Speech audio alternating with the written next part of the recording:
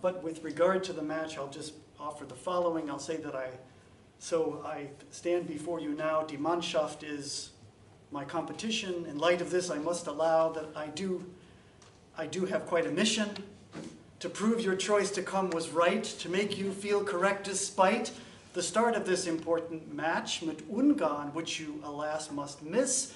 I must provide much greater bliss, needed to his great dispatch. I hope then you'll feel relief. I promise that I will be brief. And I want to just talk to you very, very briefly today about a book I'm writing, trying to complete, called A Territorial History of Russia. Although I'm seeking more interesting and exciting names for it, perhaps How Russia Got Big, A Territorial History. There are other ideas I'm playing around with. And a group like this one is certainly one of the groups that I would want to reach with a book like this. A word on the origins of this project. The territorial history, it actually had its origins in another related project that's been referred to. I'll mention that Zara and I actually have a third project, a book about the Armenian Church. I kid you not. I also have that, I'm working on that. I won't talk about that here. My broader interest, as Zoran Urbanski said, has to do with borders, territory, and sovereignty, and my plan eventually is to write a history of the world's longest border. That is the one that extends some 20,000 kilometers on land, and of course is even longer if we take into account its maritime dimension. And about this border, I'm asking two very basic questions. Basic questions are usually the best ones. How did Russia enter and contribute to the bordered world as it now exists? That's the one question. And what role did borders play in making Russia itself? That's the second question. But it occurred to me that before I told that story, I needed to tell a closely related but different story first. And that's the story of Russia's territorial scope. I needed to answer the basic question, where was Russia when, and why was it there? You could say, what territories, what places did Russia claim and control, if only partially, conditionally, and only then could I take up the issue of borders. So it's on that basis that I came up with this idea of writing a territorial history of Russia, and that's the focus of the presentation today. Let me tell you a little bit about it. I plan to cover 7 centuries, 7 and a quarter actually, in this book, from around the year 1300 or so, up to the present. The book encompasses, here we'll see if I can advance this, 3 continents, because that's where Russia is or has been in its history. I also need to make this text exceptionally concise, which is to say short. Just 120 pages. It's in a series called Russian Shorts, which are very, very short books introducing important and significant topics. What's my target audience? My target audience is students, possibly policymakers, people like diplomats and others who don't have a lot of time, won't read books of 400 pages, but will read 120. People like you, and also potentially general readers wherever they are. And I'm also intrigued, I guess I would say, by the challenge of writing with extreme concision. That is, writing very, very briefly. Because you'll all admit that there's a lot being published nowadays. And many of us would think, if only those books we had to read were a little bit shorter, this one's going to be short. This is a work of historical synthesis. I'm deeply indebted to many of the people who have written on particular times and places, including at least one person here, Herr Professor Urbanski. So the question arises, how does one write such a history? And I would suggest there's probably a lot of ways to do this, maybe millions of ways, but here's mine. Imagine the story in 2 parts, 2 fundamental parts. The first part, I posit a series of historical phases, 5 or 6 of them, starting in around the year 1300. Each phase exhibits initially expansion, and then later at the end of that phase, some degree of crisis. And that crisis typically includes territorial retrenchment or even challenge to the country as a sovereign entity. That is a challenge to its very existence. In my reading, there are 5 such crisis points, and for each one, I've identified 1 year as representing the depth of the crisis. That is, in a sense, in a territorial sense at least, the worst stage of the process. So one is the time of troubles, after 3 centuries or so, and I would take 1611 as the culmination of that crisis. A second, debated for a long time, but eventually decided for a variety of reasons that yes, I would use the Napoleonic invasion of 1812, because I think that threatened to make Russia into a dependency of France. The Revolution and Civil War in 1919, this map of course is from 1918, but I like it because it shows the limited extent of Bolshevik control over the space that would eventually become, that had been Russia, would become the Soviet Union, and that's very revealing, I think. 1942, the deepest Nazi advance territorially into the Soviet Union, when, for example, they raised the Nazi standard on Mount Elbrus, for example, touched the Volga, etc., etc. And in 1991, the dissolution of the USSR. Couldn't find a good map that would show this, just found this one from 1989. And I actually thought that maybe Yevgeny Prigozhin's mutiny last year might actually begin the process of a sixth crisis, but so far that seems not to have been the case. What I want to suggest is that after every one of these crises, Russia in its various guises, and I'll come back to that, rebounded and recorded territorial growth yet again, at least taking back some of what it had lost and in some cases expanding considerably further still. And this is true even though we may not like it after the last crisis in 1991. This structure of the book, as I've conceived it, suggests, I would say, deeper rhythms to Russia's territorial history, even as crucial aspects of the problem, of course, remain a function of contingency. Now what I do is I top all of this off, these, I guess, 5 crises, so that actually makes for 6 chapters, because the last chapter doesn't have a crisis yet. We'll see what happens. I end with another chapter, or I add another chapter that basically describes, across those 7 centuries, the reasons for Russia's expansion across all that time. So things like ideology, things like matters of prestige, things like a civilizing mission, the aspiration for trade, for resources, defensive considerations, the geography itself, all enter into the picture, and of course they combine in different ways at different times, right? But they're not universal. They're not consistently the same over time. But one can talk about them in general terms. Throughout, moreover, I discuss, I would say, in absurd brevity. Everything in this book is absurd in its brevity. In absurd brevity, changing conceptions of territoriality and sovereignty. To simplify somewhat a growing tendency to regard territory itself, rather than just people and resources, as the rightful object of exclusive sovereign claims. Similarly, I'm charting the contribution of cartography to the emergence of this kind of territorial consciousness, and a growing and explicit preoccupation of ruling elites with the country's size, that is, to marvel themselves in the size of the country. Perhaps the aspiration is insane, but I'm trying actually, even in 120 pages, to be comprehensive. That is, not to exclude anything substantial. There's some minor episodes that I'm sure I will have left out. But so the islands of the Arctic, they're there. The annexation of Tuva in 1944, it's there. Sweden's loss of eastern Finland in 1743, that's there. Kars, Batumi, Ardahan in 1878, that's there too. Vyazma, the Muscovite incorporation of Vyazma in 1494, that's there as well. All of it's there. At times it becomes kind of like a list, but hopefully people will like it. So that's part 1.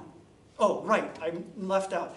And 30, eventually, 30 grayscale maps to delight, enthuse, or antagonize readers of all dispositions.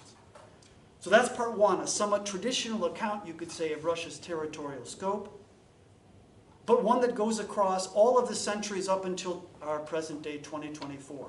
So it's traditional in one sense, but I don't know of a book that actually does this, that goes across into the Soviet period, into the post-Soviet period, and does it all basically in one relatively short book. And one that will be up to date the moment I send it to the publisher. Of course, after that, it's out of my control. So a clean, coherent narrative, which is to say probably it's too coherent, it's too clean, and that's why I want to bring up this idea of complications. And that's part 2 of the book. All of that was part 1. These stages of basically growth, if you will, and crisis, and explanation for why and how, and then 2 fundamental complications. And that's part 2. One complication. All of the stuff that I just talked about a moment ago, essentially there I'm focusing on direct and exclusive forms and claims of sovereignty. But I posit in this book, this very short book, that Russia's territorial history has also included other forms of sovereignty as well. Things like, for example, protectorates in Central Asia, like Huva and Bukhara. Things like temporary occupations, Manchuria, say, for example, in the 20th century, early 20th century, or the Danish island of Bornholm from 1945 to 46. Distant colonial outposts whose precise character is even unclear, places like Fort Ross in Northern California. Spheres of influence in the Mongolian world, in northern Iran, in East Central Europe after the Second World War, etc. Things like leases of Baikonur, for example, or the Chinese Eastern Railway. Baikonur today, or Chinese Eastern Railway, roughly in the first half of the 20th century. And then finally, at least briefly, about Russia's presence, Soviet or Russian presence at polar extremes, for example, the Vostok station in Antarctica, where I'll note in July of 1983, the lowest ever temperature recorded on the planet was registered there, 89.2 degrees below 0 centigrade. I thought people would gasp in amazement. I guess not, so we'll continue. I have in my notes, it says basically, wait for gasps of amazement to subside. They're not subsiding, so we'll continue. All of this, in short, I call Russia beyond. That is, the areas beyond the country's formal boundaries, but where Russia still exercised an important territorial presence, where it exercised a sovereignty that was partial, layered, shared, fuzzy, lumpy, we could say. The point is that despite modern sovereign claims in territorial terms, sovereignty has rarely been an all or nothing proposition. Instead, we see gradations. And we see such partial sovereignty in the context of both imperial advance and imperial retreat. So in the case of advance, we see before annexation was possible, or maybe it was even desirable, we see these sort of forms of partial sovereignty. And in retreat, when important objects, be it Sevastopol in Crimea after 1991, or Baikonur in Kazakhstan also after 1991, that is in the midst of retreat, these partial forms of sovereignty continue to exist. That's the point of this chapter, Russia Beyond. And it goes, I suppose the logic would suggest that if there was a Russia beyond, there must also be a Russia within, and that's the second complication. So Russia beyond is the first, Russia within is the second. In effect, proposing two sides of a coin, you could say. One complication, in effect, going outward beyond the formal borders of the country, and the other complication that adheres within the borders of the country. And partly the idea here is simply to acknowledge that the country in question has long been something more than just Russia, as the various names of the countries over the years suggest. Muscovy, the Russian Empire, the USSR, the Russian Federation. Obviously, I'm simplifying somewhat by treating them all as kind of a continuous thing. But the issue also concerns the emergence of a more limited Russia within these larger formations, especially or at least in the more modern period. And here I have in mind the attempts to identify an ethnically Russian space, a core, if you will, at the center of the empire initially. A true fatherland of the Russians, as the geographer Konstantin Arseniev called it in 1848. The heart of Russia, as Nicholas I called it in writing to his son in 1837. And things like, for example, ethnographic cartography helped to make this visible. So the green territories were ones that were construed as Russian, of course not without some problems and problematizing. We can come back to that if we need to. But the idea was that ethnographic cartography could help to make this visible. This Russia within was not a stable thing necessarily, or it's not as though it didn't change. It could gradually expand to include comparatively diverse regions like Crimea, Volga, Siberia. I'm not suggesting there was an objectively existing Russian within. There was not. I'm not trying to portray all of the different visions of Russia within. That would not be possible in such a short book. The point simply is that you have something smaller than the country as a whole that's identified as a kind of Russian core. I focus on the problem in the book in two distinct eras, that is, two distinct periods. One is the late imperial period, where the idea of a Russian within, I think, gradually emerges. I think we can see it maybe in the late 18th century into the 19th. And I see three basic sources for this idea. One is imperial growth beyond areas where Russians represented even a small minority of the population. The second is the appearance of an imperial consciousness based on ideas about civilization and barbarity, mostly in the 18th century into the 19th. And this created a sense of difference between some parts of the country in comparison to others. And third is the emergence of the national idea, that is the aspiration to think about national distinctions and to define national communities and to identify the territory that belonged to each of those communities. Now, the structure and the dynamic character of the empire made Russia within more a philosophical question, say in the 19th century, than a practical one. There was no real need to identify any actual borders of a Russia within. There were a couple of exceptions, though. One did need to define the border between at least the Russian Empire and the Grand Duchy of Finland. And it's a complicated question. I could say more about it if people want. Probably people here know more about it perhaps than I do. Probably there's nothing that I know more about than other people about this. I know everything is, my knowledge is basically a mile wide and an inch deep. Even more complicated is the case, of course, of the Kingdom of Poland. And here we actually see the border did change in 1912 to incorporate the whole province, that is the brown bit on the right side, that was incorporated into the Russian Empire and that is removed from the Kingdom of Poland in 1912. One can talk about that more, but because Germany is playing, we're trying to be brief, so we'll just keep going and people can ask about it or correct me if what I'm saying here is not true. But I would say aside from these two particular constituent parts of the empire, defining the contours, the precise limits, the scope of Russia within remains something of an academic exercise until 1917. Because in the Soviet period, this is the second era I'm looking at for this particular problem, now Russia needed to be defined.